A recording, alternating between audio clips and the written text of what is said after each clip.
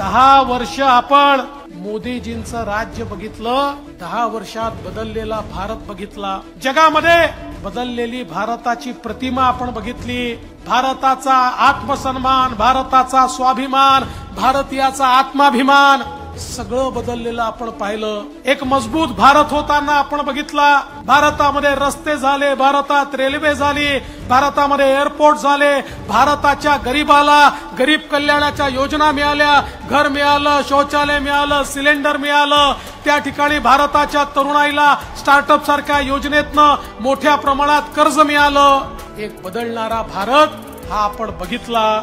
पण मोदीजींच्या ज्या संकल्पना आहेत त्या संकल्पना पाहिल्यानंतर मी असं म्हणेन 10 वर्ष हे तर ट्रेलर होतं, पिक्चर अभी बाकी है।